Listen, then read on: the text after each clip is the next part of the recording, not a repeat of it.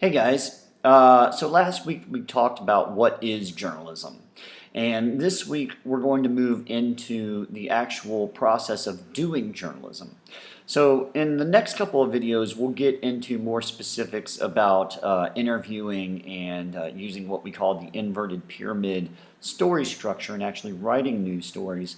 But before we get into that, I wanted to talk a bit more broadly about the overall journalistic process, the combination of research and presentation. So that's what today's video will be about. Okay, we talked last week about what is journalism. How does it function in society, and how does it provide citizens with the information they need to be free and self-governing? I want to talk now about doing journalism, the actual process of reporting the news. We know from the readings this week with the American Press Institute that audiences are gaining their information all throughout the day across a variety of different platforms. It used to be that you might pick up a newspaper in the morning, get your news, maybe pick up an afternoon newspaper, and then go home and watch your TV nightly news broadcasts, and that was it. Now, of course, we can just pull out our smartphones or jump online and check a news website for the latest headlines, or go to a cable news channel and see what is going on up to the very minute. But how that news gets to your newspaper, your TV, or your computer or mobile device is a process that a lot of people take for granted. Someone has to go out there and get that information and then actually present it in a way that you, the audience member, can understand without necessarily having to have an advanced degree in whatever the particular topic is. And so journalism is an overlapping process of research and presentation. A reporter may discover a certain story, go out and interview people for it, collect other kinds of research information about it, come back to start writing the story, find that he or she needs to do a follow-up phone call to get more information, or maybe go back out into the field and do more interviews, and then at some point goes and actually produces the news story, and that may be in written form, it may be in video form, or whatever, but that then it's presented to the audience. From there, oftentimes there's more to the story. There's some sort of developing information that the reporter then follows up on again. And so maybe next day's story is one that jumps off of the story that he or she did that day. Now, if you hear people talk about reporting in journalism, they are generally referring to the actual research process that's involved. So not so much the presentation side of it, but all of the work that goes into gathering, collecting that information that can then be presented to an audience. So it's the actual research portion of the journalistic process. Now, research generally starts with some sort of background information. So you have to do your homework, right? Before you go out and report on or start interviewing people about, let's say, some sort of labor union strike, you want to know what the general issues are regarding their complaints or their demands of their employer. You don't want to show up unprepared looking like you don't know what's going on, or you don't know who the important people are relevant to that story. So you want to do your homework. You want to get the background information. Now, public records can be a valuable source of information either in the background process or as you go further into reporting the story. But every state has various sunshine laws that provides guidelines for what records are open to the public. So when government business is conducted, generally speaking, we, the people, want that business to be conducted in the public. We want access to the records that are involved with whatever decisions might be made in governmental decision making. We want to have access to the meetings that are involved with government business. And so at the state level, those rules and those guidelines are codified in sunshine laws.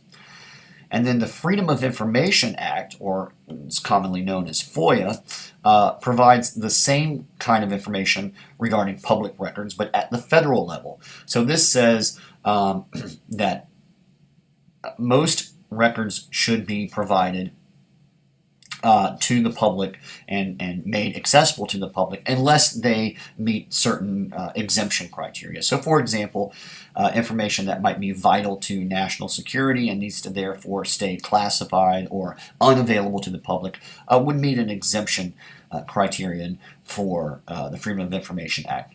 Likewise, things like trade secrets. If the government is doing business with an organization and that organization has certain trade secrets that they'd like to keep out of public knowledge so as to maintain their competitive market advantage, then that's protected by the exemptions in the Freedom of Information Act. But generally speaking, again, these laws at both the state and federal level were put into place so that there would be guidelines for ensuring that the most information possible would be made available and accessible to the public so that we can hold our leaders accountable and know what decisions they're making.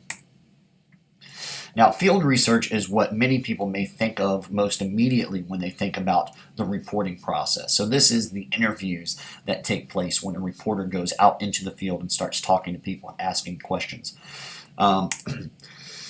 Along with interviewing, field research also includes observation. So reporters not only can go and talk to other people and get information, but they can observe for themselves. If they show up at the scene of a fire, yes, they can talk to people with the fire department and perhaps people that lived or worked in the building that caught fire.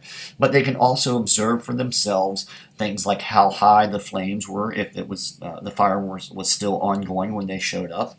They could observe things like how much damage was done. They could observe things like how many fire trucks responded to the scene. So field research includes not only talking to other people, but the reporter himself or herself relying on his or her own observation as well. Now, something to think about for when we next meet in class.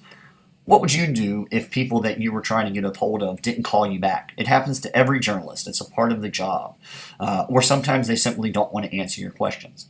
And sometimes, yes, there's nothing you can do about it. But there are some things that you can think about that may help you get around this or find different avenues to pursue to get the information that you need.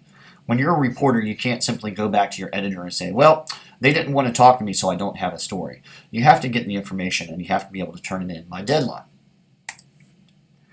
All right, so that's the research portion of the journalistic process.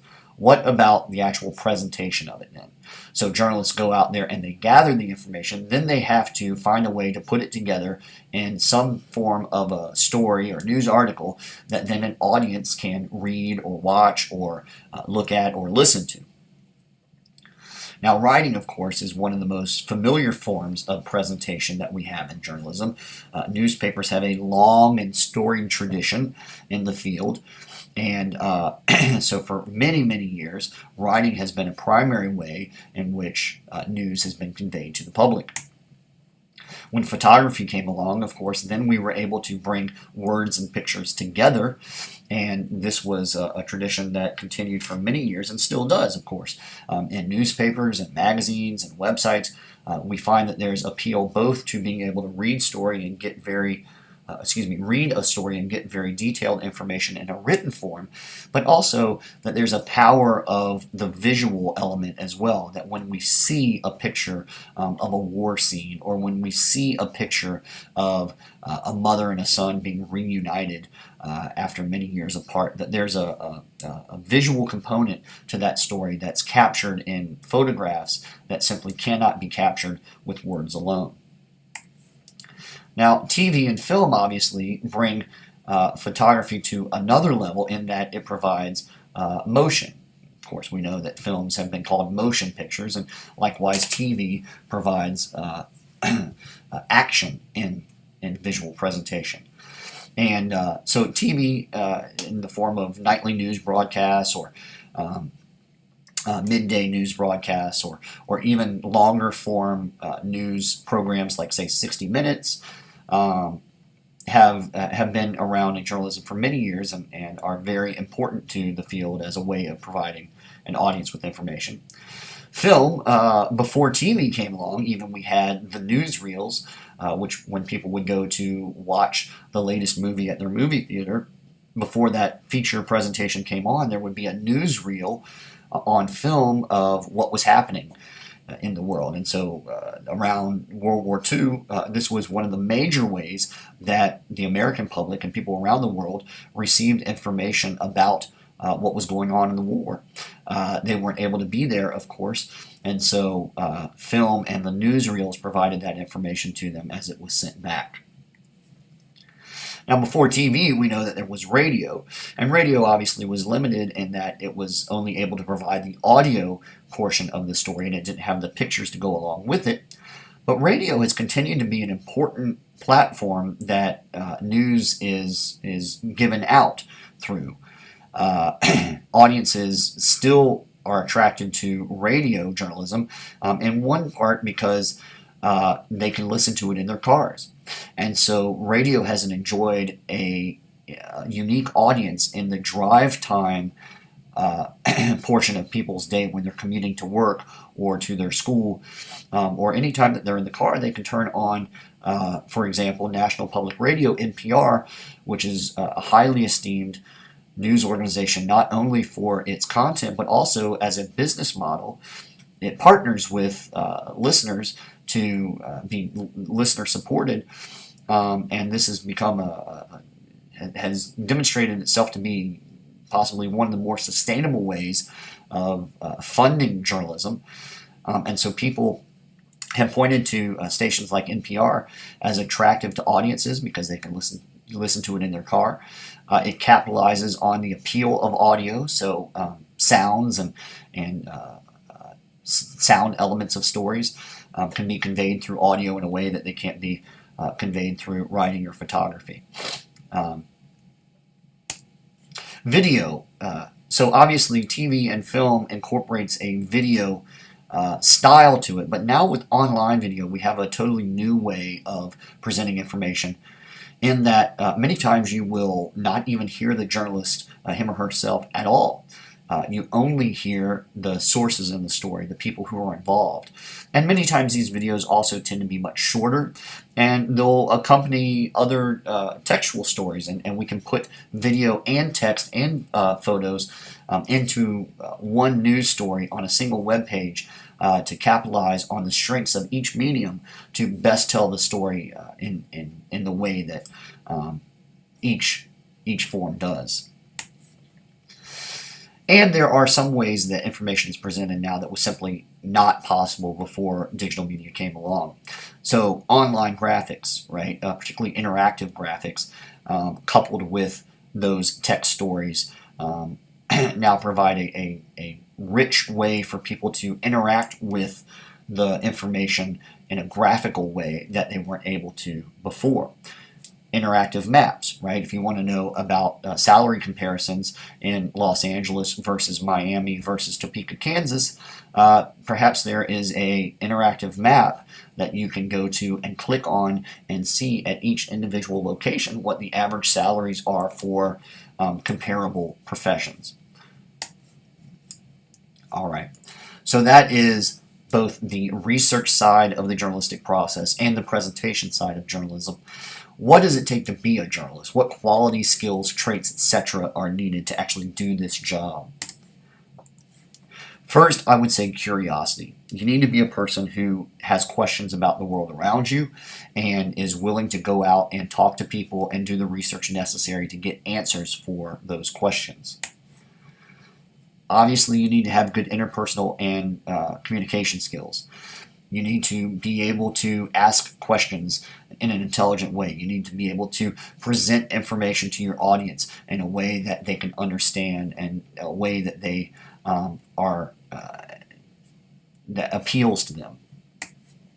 You need to have confidence. You need to go out and expect that people are going to talk to you. You're going to expect that you're going to come back with the information that you need to write that story. If you're a terribly meek person, a terribly timid person, then you are likely to build your confidence in a career in journalism, or maybe you simply find that it's not the best career choice for you.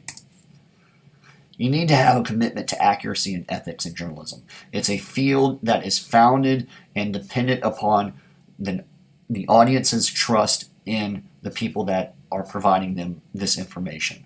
And so if they can't trust that your facts are correct, if they can't trust that you get your information in an ethical manner, that you're presenting it to them in an ethical manner, that you're not plagiarizing, that you're not fabricating, that you're not being deceptive or manipulative in the way you go about collecting your information, if they can't trust you with those basics of a commitment to accuracy and ethics, then you're likely to lose their trust and your credibility will be shot, and your profession, your career as a journalist is likely to be highly jeopardized.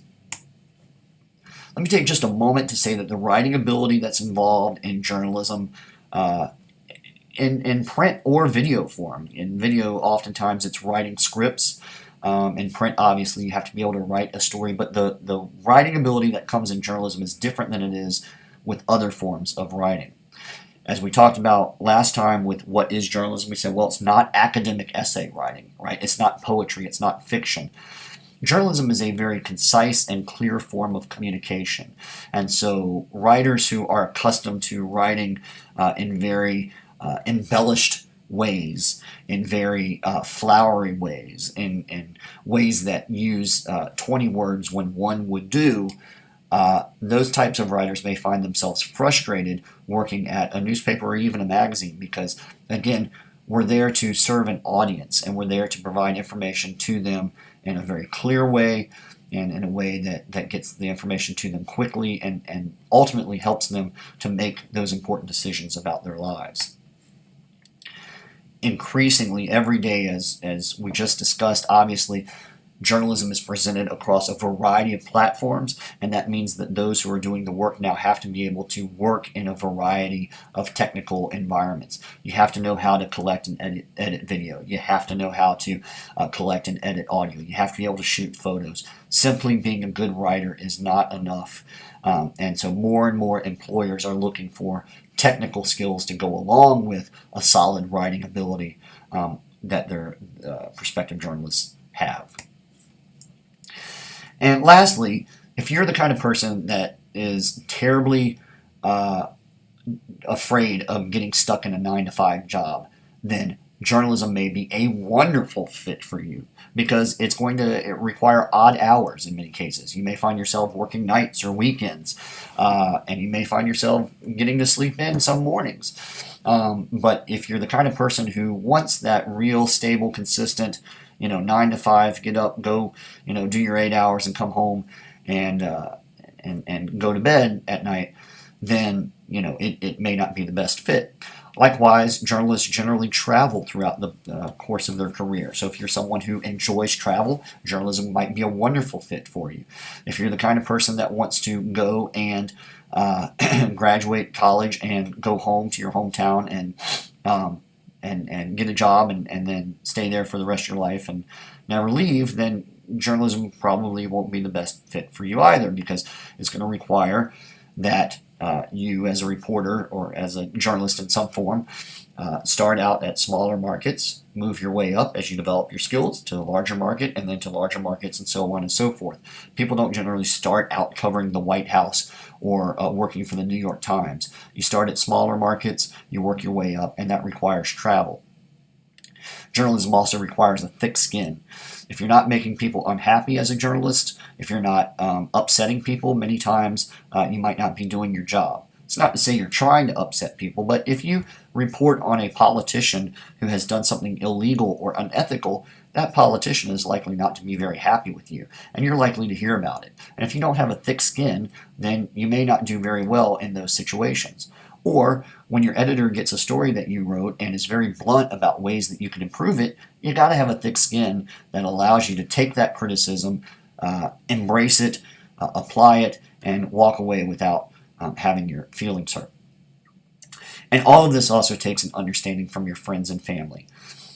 Your parents need to know you may not be home every Thanksgiving because you may have to be reporting on a story, or you may not be able to come home as often as you would like because you don't live in the same town that they do, because your job has required that you move to various towns and cities across the country or across the world as part of your job.